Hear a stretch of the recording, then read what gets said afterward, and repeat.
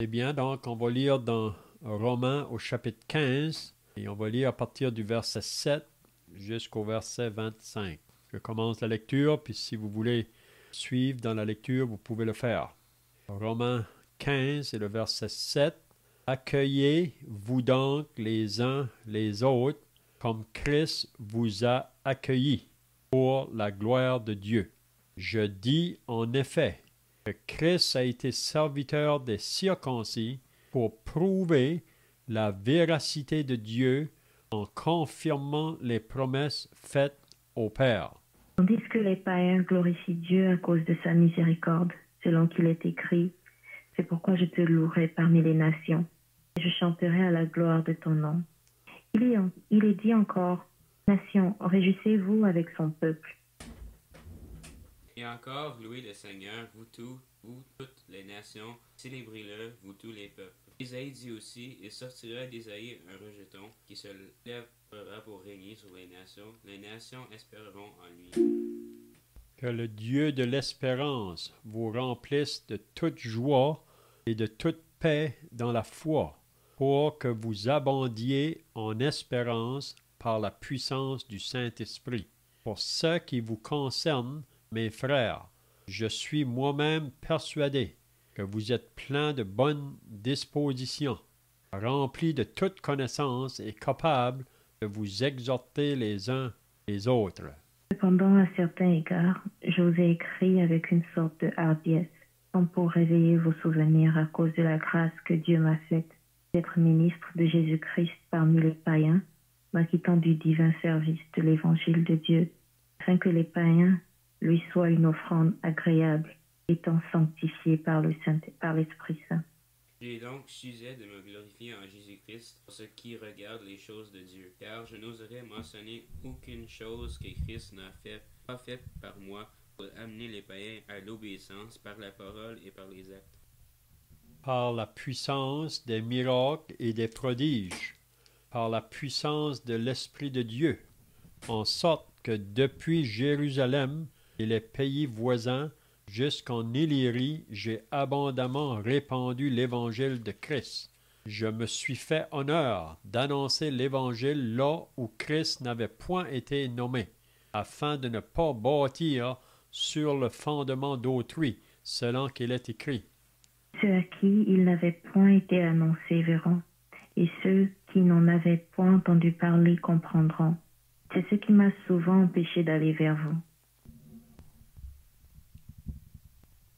Maintenant, n'ayant plus rien qui me retient dans ces contrées, ayant depuis plusieurs années le désir d'aller vers vous, j'espère vous voir en pensant quand je me rendrai en Espagne et être accompagné par vous après que j'aurai satisfait en partie mon désir de me trouver chez vous. Amen. On va arrêter là pour notre lecture ce soir.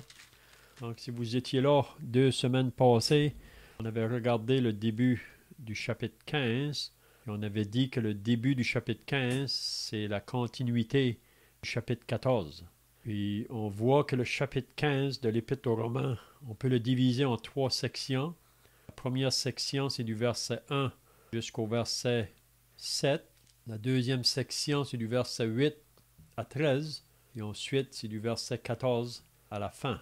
Donc, on avait vu 2 semaines passées le début du chapitre 15. Donc, on a dit qu'il était la continuité du chapitre 14, parce que dans le chapitre 14, on avait vu que Paul a dû traiter un sujet là, à Rome qui apportait un peu de conflit dans l'Église de Rome. Et c'était à propos des opinions. Un pensait d'une manière, l'autre pensait d'une autre manière. On avait bien dit que c'est pas question de vérité doctrinale, c'est plutôt des questions d'opinion. Et un disait, lui, qu'il pouvait manger de tous les viandes, même les viandes qui étaient sacrifiées aux idoles. Lui, ça ne le dérangeait pas d'en manger. Mais l'autre, lui, qui est faible, il ne voulait pas en manger. Parce que pour lui, manger la viande sacrifiée aux idoles, c'était un péché. Et sa conscience lui disait que c'était pas bien. Donc, il ne devait pas en manger. Et on avait vu qu'un méprisait l'autre, et l'autre jugeait l'autre. Et Paul a dû reprendre les deux côtés là. Et Paul n'a pas pris parti pour un côté, il a dû reprendre les deux côtés. Puis il divise les deux parties là, entre celui qui est fort et ceux qui sont faibles. Qu'est-ce qui arrivait? Celui qui est fort, on avait vu là, c'est surtout celui qui a eu la connaissance, qui est plus avancé dans les vérités de la parole de Dieu. Donc c'est la raison pourquoi il a été libéré de beaucoup de scrupules ou des choses qui étaient attachées avec dans son arrière-plan là, religieux. Vous savez, après qu'on est sauvé, il y a beaucoup de choses qu'on avait dans la vie passée, dans l'arrière-plan religieux, que souvent va nous suivre, et on ne peut pas se débarrasser de ces choses-là tout de suite. Mais en avançant dans la lecture de la parole, on comprend qu'il y a des choses que maintenant, on est libéré de ça. Hein? Qu'est-ce que Paul fait comprendre dans l'Épître aux Romains? Que l'importance vraiment de marcher ensemble, frères et sœurs, c'est de marcher dans l'amour. Et si je marche dans l'amour envers mon frère ou ma sœur, je ne vais rien faire pour lui ou pour elle qui va lui causer une occasion de chute ou de l'éloigner du Seigneur, là. Même si une chose est bonne en soi, pour moi, si je sais qu'en le faisant, ça va attrister mon frère ou ma sœur, Paul dit, je suis mieux de m'en abstenir. Et ça, c'est vraiment l'amour.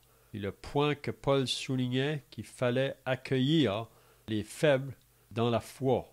Il faut les accueillir. Donc, on avait commencé le chapitre 14 avec cette pensée-là, accueillir ceux qui sont faibles dans la foi et ne discutez pas les opinions. Et on voit au verset 7 du chapitre 15, il dit encore la même chose. Accueillez-vous donc les uns les autres comme Christ vous a accueillis pour la gloire de Dieu. Donc, il faut chercher toujours à marcher dans un esprit d'unité, un esprit de paix, un esprit de joie. C'est ça vraiment qui concerne le royaume de Dieu.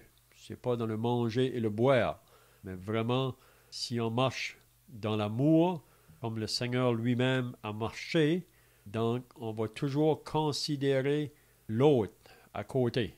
Vous savez, le Seigneur Jésus n'a jamais vécu pour lui-même. C'était toujours en vue du bien-être des autres autour de lui. C'est ça qu'on avait vu au début du chapitre 15, là. Donc, l'importance de marcher dans l'unité. Donc, ce soir, on va partir à partir du verset 8. Donc, je ne sais pas si quelqu'un il était là 2 semaines passées. Là, vous avez des questions sur le chapitre 14 et le début du chapitre 15, ou si vous avez d'autres pensées. Sinon, on va commencer au verset 8. Donc, le verset 8 nous dit « Je dis en effet que Christ a été serviteur des circoncis. » On pourrait dire serviteur du peuple juif, premièrement. Les circoncis, c'est ceux qui sont associés au peuple juif. Donc, je dis en effet que Christ a été serviteur des circoncis pour prouver la véracité de Dieu en confirmant les promesses faites au Père. Donc, vous savez qu'il y a beaucoup de promesses qui avaient été faites au Père. Puis quand on dit les pères, ça comprend Abraham, Isaac, Jacob. Et ce sont ceux qui étaient là au début. Vous savez qu'Abraham, c'est lui qui a été appelé par Dieu quand il se trouvait dans la ville d'Ur en Chaldée. Et Abraham était autrefois associé à l'idolâtrie. Vous savez, sa patrie, sa famille étaient des gens qui adoraient des idoles, adoraient d'autres dieux. Et un jour, Dieu a appelé Abraham de quitter sa famille, sa patrie, son pays. Et Dieu a dit, je vais t'amener dans un pays où coule le lait et le miel, puis je vais te bénir. Et on peut voir qu'Abraham a obéi à Dieu par la foi. Puis Dieu lui a fait des promesses qu'au travers de lui, là, au travers de sa postérité, il allait avoir des grandes bénédictions de la part de Dieu. Et on sait que à travers d'Abraham, c'est le peuple que Dieu a choisi sous l'Ancienne Alliance. Puis de ce peuple-là, Dieu voulait qu'il soit une lumière pour les nations autour. Donc Israël, c'est pas qu'il était meilleur que les autres nations autour, c'est juste que Dieu, dans sa gloire, choisit ce peuple-là. Et Dieu s'est révélé à ce peuple-là, même par la loi. Puis Dieu apporté à ce peuple-là des grandes bénédictions. Et même Dieu avait dit que s'ils allaient obéir à ses lois, à ses préceptes, à ses commandements, ils seraient bénis de Dieu. Mais s'ils n'allaient pas obéir, c'est la malédiction qui viendrait sur eux. Et on sait que Israël, comme nation, si vous lisez l'Ancien Testament, c'est un peuple qui s'est détourné de Dieu et qu'ils ont été très loin de Dieu, en allant vers d'autres dieux. Et ça a apporté beaucoup de péchés même dans la nation. Et ce peuple-là, qui était censé être un témoignage pour Dieu sur la terre, vraiment était une honte pour Dieu. Même on lit dans l'Épître de Paul aux Romains, chapitre 2, qu'à cause de leur manière de vivre, ils poussaient les païens à blasphémer Dieu. Parce que pour les païens, ce peuple-là était censé être le peuple de Dieu. Il devait porter un témoignage pour Dieu, mais ce peuple s'est tellement éloigné que ça poussait les païens à blasphémer Dieu. Mais Dieu avait fait des promesses à ce peuple-là. Et Dieu va toujours garder ses promesses. Il va toujours rester fidèle à ses promesses. Même si que le peuple est infidèle, le peuple s'éloigne, Dieu va accomplir les promesses qu'il a faites à ce peuple-là. Et si on lit l'histoire d'Israël dans l'Ancien Testament, on peut voir qu'il y a des temps qu'ils se sont repentis et qu'ils ont marché pour Dieu, mais par la suite, ils tombaient de nouveau dans l'idolâtrie, dans toutes sortes de péchés qui étaient contraires à Dieu. Dieu devait les juger. Et on peut voir ça tout au long, vraiment, de l'Ancien Testament. Mais à partir de Malachie, le dernier prophète qui a parlé dans l'Ancien Testament, jusqu'au Nouveau Testament, quand que Jean-Baptiste va venir, le dernier prophète avant Jésus, il va venir pour être la voix de celui qui crie dans le désert, pour préparer le chemin du Seigneur. Parce que entre Malachie et Jean-Baptiste, il y a 400 ans qui se sont écoulés, puis le peuple d'Israël continue toujours à pratiquer leur vie religieuse, mais vraiment, ils sont très loin de Dieu. Mais Jésus avait été promis dans l'Ancien Testament. Il était celui qui allait venir au travers de ce peuple-là, et quand il va venir, il va se manifester à ce peuple-là en premier. Donc c'est ça que Paul veut faire comprendre ici. Même on avait lu dans Romains chapitre 9, là, il faut bien comprendre que Dieu n'a pas rejeté son peuple, Israël. Vous savez, Israël présentement est mis de côté comme une nation. Présentement, on est dans la période de l'Église. Et après que l'Église va être enlevée, Dieu va recommencer de nouveau à travailler avec Israël. Parce que toutes les prophéties s'accomplissent au travers de ce peuple-là. À cause de leur éloignement, de leur désobéissance, donc ils sont présentement comme mis à côté. Mais Dieu va reprendre. Mais même quand Jésus est venu, quand il est venu là à la terre, vous savez que Jésus, avant de venir à la terre, il était le Fils éternel de Dieu. Il vivait dans le ciel avec Dieu depuis toute éternité. Il n'y a jamais eu de commencement ni fin. Mais Jésus a quitté le ciel pour venir accomplir les prophéties que les prophètes avaient dit à propos de lui. Puis si vous lisez Ésaïe 53, vous lisez là toutes les souffrances dans lesquelles le Seigneur Jésus allait souffrir en venant ici-bas sur cette terre. Il allait avoir à connaître ce mépris, ce rejet, premièrement de la part de son propre peuple. Donc il est venu. Donc il dit au verset 8, « Je dis en effet que Christ a été serviteur des circoncis pour prouver la véracité de Dieu en confirmant les promesses faites au Père. » Donc c'était pour dire que les promesses de Dieu, Dieu va les accomplir. Et on sait que Jésus, premièrement, quand il est venu parmi les siens. Et vous vous rappelez que Joseph, quand il avait appris que Marie était enceinte, il a voulu la répudier, mais il voulait le faire discrètement ou en secret. Et pendant qu'il pensait comment le faire, il y a un ange qui lui a apparu. Vous vous rappelez dans Matthieu au chapitre 1. Et l'ange lui a dit, « Joseph, ne crains pas de prendre avec toi Marie pour ta femme, car l'enfant qu'elle a conçu vient du Saint-Esprit. Elle enfantera un fils et tu lui donneras le nom de Jésus. C'est lui qui sauvera son peuple de ses péchés. Donc Jésus, premièrement, il vient vers son peuple, Israël. Il vient pour les sauver de leurs péchés, parce que le peuple est très éloigné. Le peuple, peut-être extérieurement, ils ont une vie religieuse, une forme religieuse, mais dans leur cœur, ils sont très loin de Dieu. Donc Jésus va venir premièrement vers eux. Il vient, si on peut dire, comme qu'il dit ici, le Christ a été serviteur des circoncis. Il vient premièrement pour se manifester à eux.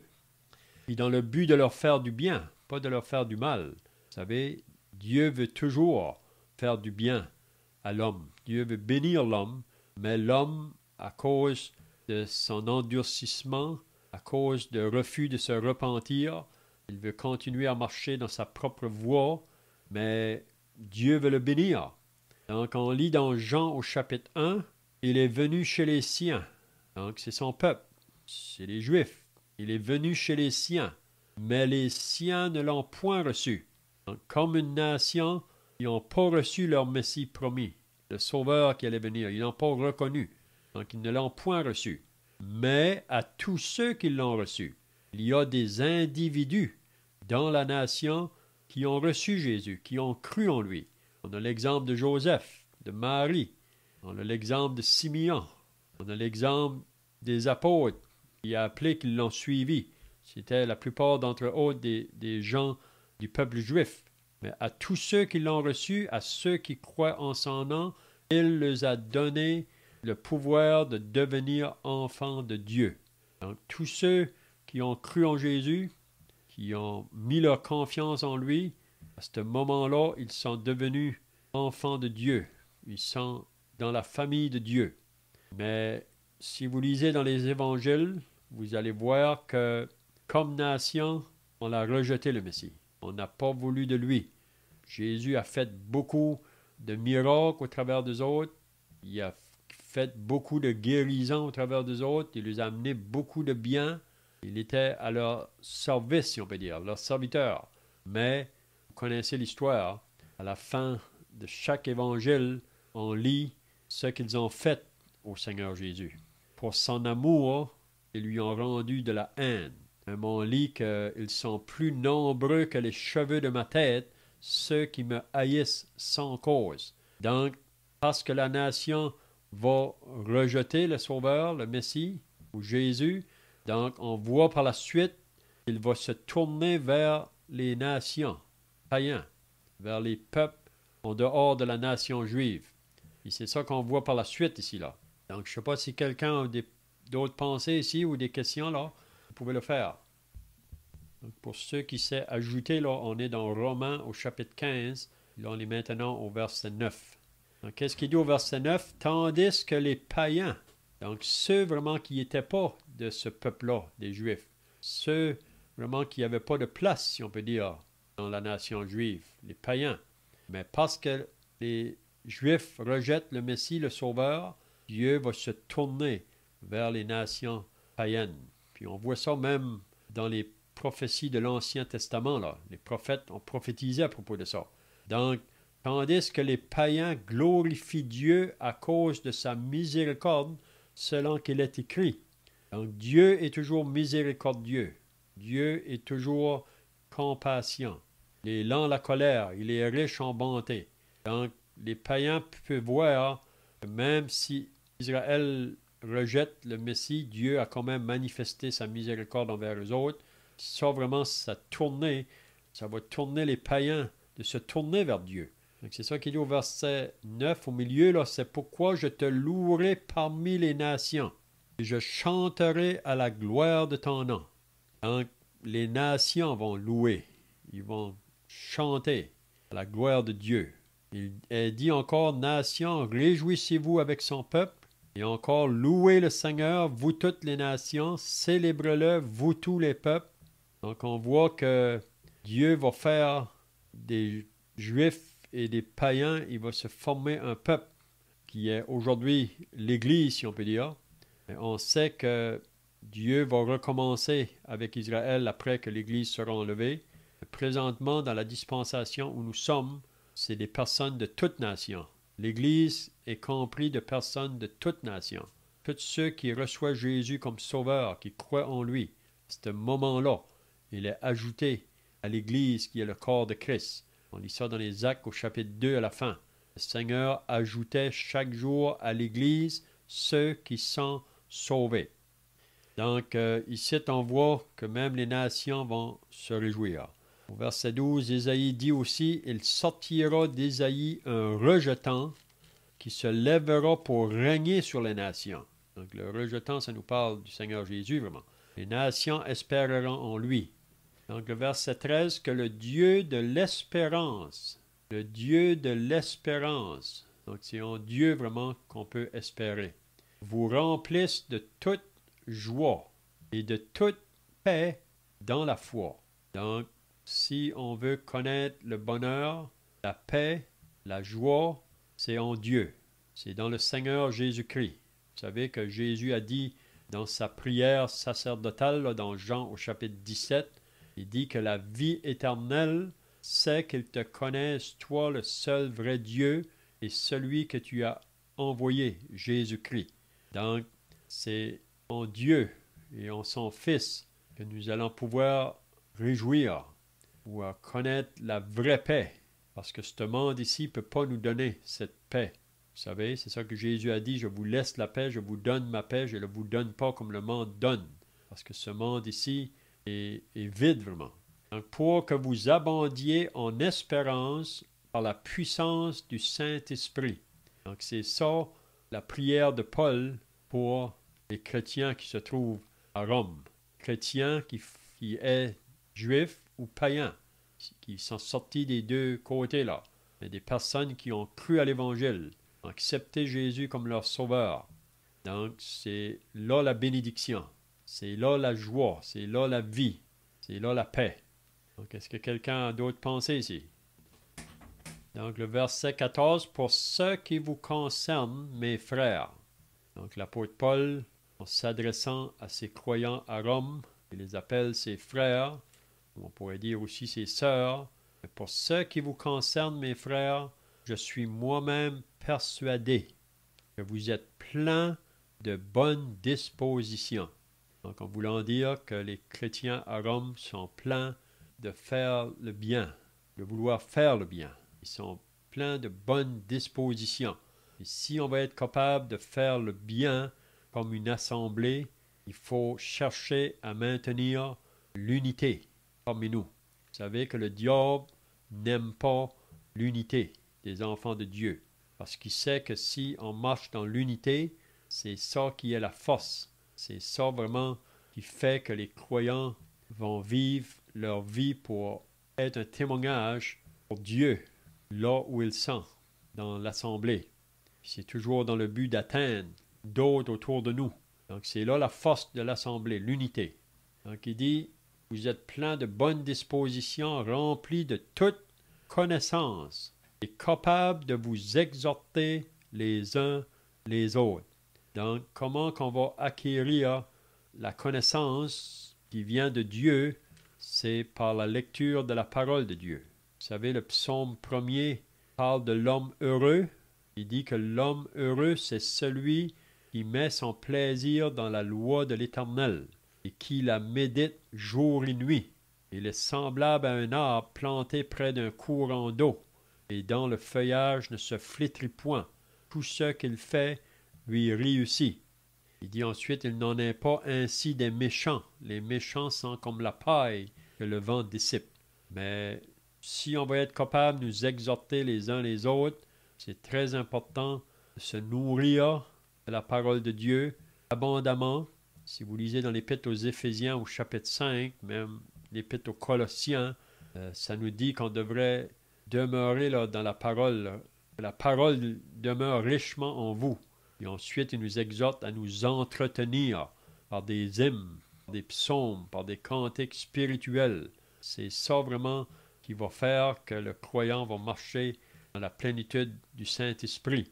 Et quand le vase déborde, il renverse. Donc, si on est occupé avec les choses de Dieu, on se nourrit avec les choses de Dieu, on ne peut pas garder ça pour nous-mêmes. On va vouloir le partager avec les autres qui nous entourent. Donc ici, Paul dit à ces croyants-là, ils sont remplis de bonnes dispositions, là, remplis de toute connaissance et capables de vous exhorter les uns les autres.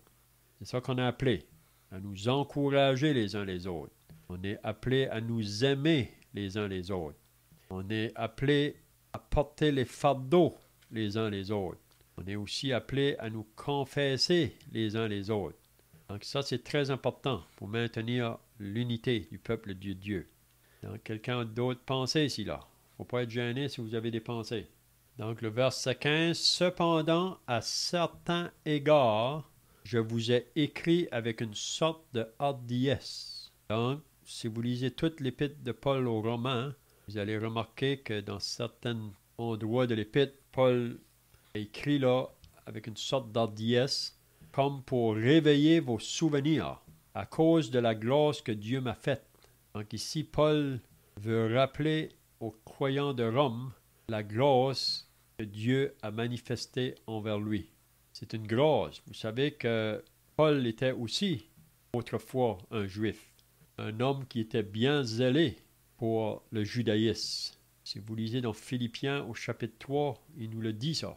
Et vous vous rappelez qu'il était un persécuteur de l'Église en pensant qu'il servait Dieu. Mais Paul ne servait pas Dieu. Il ne le connaissait pas vraiment. Il avait seulement une vie religieuse, une vie propre extérieurement, mais devant Dieu, il était loin de Dieu. Et si vous vous rappelez, le jour qu'il descendait à Damas, il avait reçu les lettres des grands prêtres de Jérusalem pour aller persécuter les chrétiens là, à Damas. Et comme il descendait sur son chemin, on lit qu'à midi, il y a une lumière qui est venue du ciel, plus brillante que celle du soleil. Il est tombé en bas de sa monture, et la voix s'est fait entendre. « Saul, Saul, pourquoi me persécutes-tu? Il te serait dur de regimber contre les aiguillons. » Et Paul a dit, « Qui es-tu, Seigneur? Je suis Jésus que tu persécutes. » Parce qu'en persécutant les chrétiens, persécutait Jésus. Et c'est à partir de ce jour-là, si vous lisez les Actes au chapitre 9, Paul raconte son histoire. On voit à 3 reprises dans les Actes des Apôtres qui racontent comment le Seigneur l'a sauvé sur le chemin de Damas. Donc c'est une grâce vraiment que Dieu lui a faite. Et pas seulement que Dieu lui a fait une grâce de le sauver, mais Dieu fait aussi une grâce de l'utiliser pour travailler dans son œuvre. Et ça, pour chacun de nous qui sommes sauvés, il faut comprendre cette vérité-là. Dieu nous a fait une grâce en nous sauvant, mais aussi il nous fait une grâce en nous utilisant pour qu'on puisse travailler dans son œuvre. Il pourrait faire sans nous, mais il veut nous utiliser. C'est ça que Paul dit ici, en parlant aux Romains, là. Il dit, comme pour réveiller vos souvenirs à cause de la grâce que Dieu m'a faite, d'être ministre ou d'être serviteur de Jésus-Christ parmi les païens. Parce que Paul est vraiment celui qui a été appelé pour aller annoncer l'Évangile parmi les nations païennes. On sait qu'au début, il allait vers les Juifs, parce que l'Évangile, au début, c'est là qu'on voit la grâce de Dieu, la miséricorde de Dieu vers son peuple. C'est vers son peuple à qui il envoie le message, mais parce que son peuple va le refuser comme nation, il va se détourner d'eux pour aller vers les païens. Donc, Paul a été choisi pour aller vers les païens. Il dit « m'acquittant du divin service de l'Évangile de Dieu ». Donc, Paul voulait faire son travail fidèlement. Même on lit dans 1 Corinthiens 9, là, il pouvait dire « malheur à moi si je n'annonce pas l'Évangile ». Parce qu'il y avait une responsabilité qu'il voyait qu'il devait faire, parce que Dieu lui avait demandé de faire ça, afin que les païens lui soient une offrande agréable, étant sanctifiés par l'Esprit Saint. Donc, le moment qu'une âme est sauvée, c'est vraiment une chose qui est agréable à Dieu. Quand une âme est sauvée, là, on lit dans la parole qu'il n'y a pas de plus grande joie dans le ciel. Quand une âme se repent, une âme qui est sauvée, puis ensuite elle veut vivre sa vie qui est associée à la sainteté, à la pureté. Donc ça amène vraiment de la joie à Dieu dans le ciel. Et aussi, ça apporte de la joie pour le serviteur de Dieu, puis même pour la famille de Dieu. Et on se réjouit tout ensemble en marchant dans une vie qui plaît à Dieu.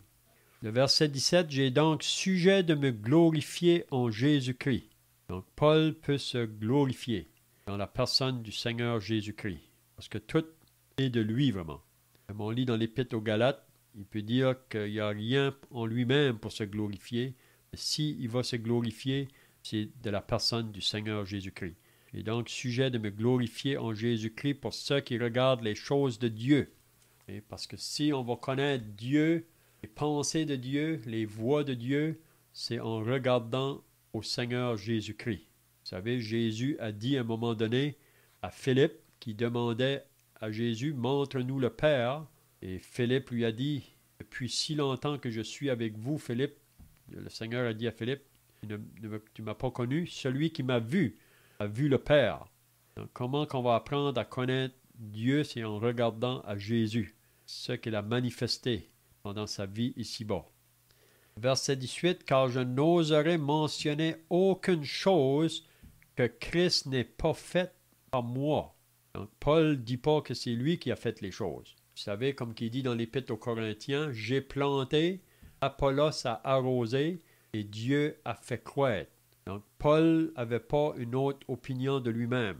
Il pouvait simplement dire, par la grâce de Dieu, je suis ce que je suis. On n'est rien en nous-mêmes, si ce n'est pas la grâce de Dieu. Il nous a sauvés par sa grâce, et ensuite, ça prend toujours sa grâce pour pouvoir travailler pour lui. Et dans tous les différents aspects du service que Dieu a pour nous. Donc, car je n'oserais mentionner aucune chose que Christ n'ait pas faite par moi pour amener les païens à l'obéissance par la parole et par les actes. Donc, qu'est-ce qui réjouit le cœur de Paul? C'est pas seulement de voir des âmes sauvées, ça c'est une chose, de voir une âme sauvée, mais Paul voulait voir du progrès dans la vie de ces croyants-là, afin qu'ils portent un témoignage pour Dieu autour d'eux. Parce que vous savez que Jésus a dit, vous êtes le sel de la terre, vous êtes la lumière du monde. Donc c'est le désir de Dieu qu'on porte un témoignage envers le monde autour de nous. Et ce qu'il dit ensuite, par la puissance des miracles et des prodiges, par la puissance de l'Esprit de Dieu, en sorte que depuis Jérusalem et les pays voisins, jusqu'en Illyrie, j'ai abondamment répandu l'évangile de Christ. Donc l'apôtre Paul, si vous lisez ses voyages missionnaires, si vous lisez dans les Actes des Apôtres, vous allez lire concernant 3 voyages missionnaires que Paul a fait. Le premier commence dans le chapitre 13 des Actes des Apôtres. C'est très intéressant de lire les voyages de Paul, ses voyages missionnaires, comment il est allé de ville en ville, de village en village, pour apporter le message de l'Évangile, afin que des âmes soient sauvées. Donc, Paul a travaillé beaucoup. Il a fait face à beaucoup d'opposition.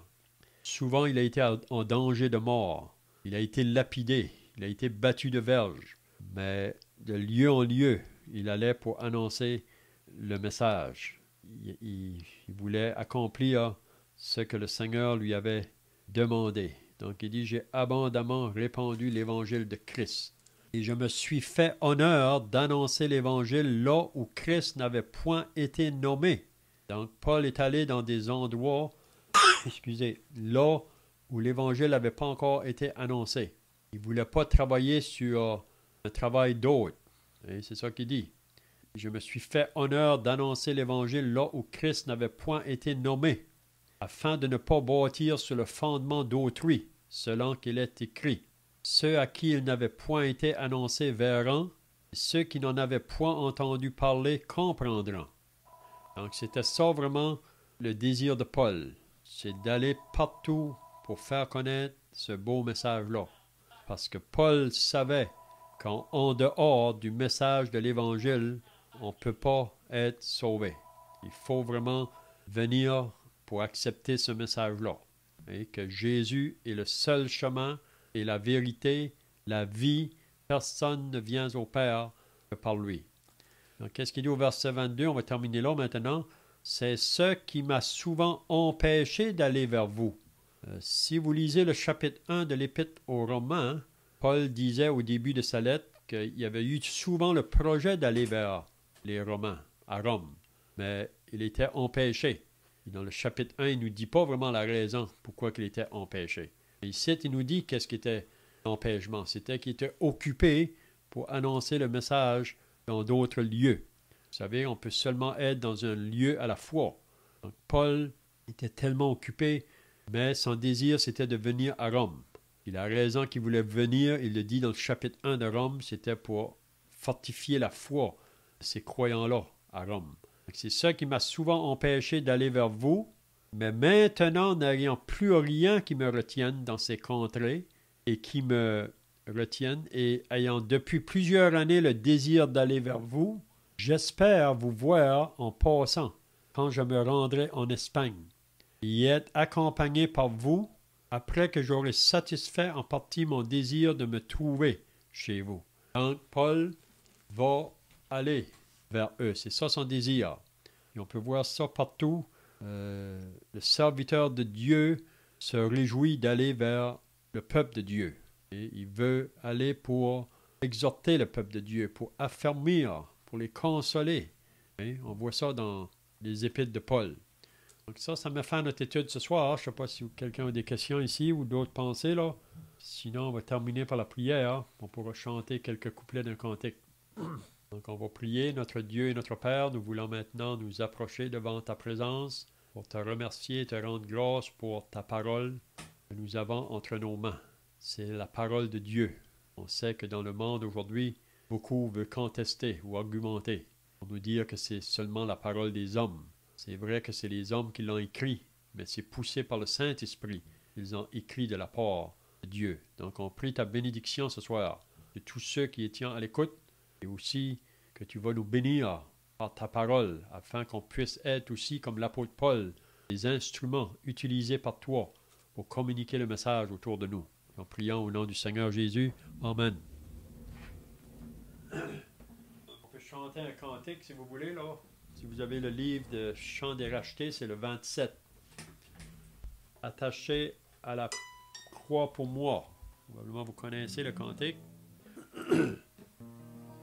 Quel sauveur merveilleux je possède. Il s'est sacrifié pour moi. Et sa vie innocente il cède pour mourir sur l'infâme bois. Attaché à la croix pour moi. Attaché à la croix pour moi. Il a pris mon péché, il m'a délivré.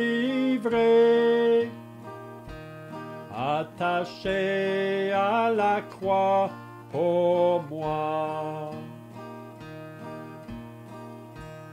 Il renonce un moment à son trône pour le plan rédempteur de Dieu, déposant pour moi sa couronne, un tel prix pour me rendre heureux. Attaché à la croix pour moi. Attaché à la croix pour moi. Il a pris mon péché, il m'a délivré. Attaché à la croix pour moi. C'est bien, on dit le bonsoir à chacun, puis à demain si Dieu le veut. Bye bye.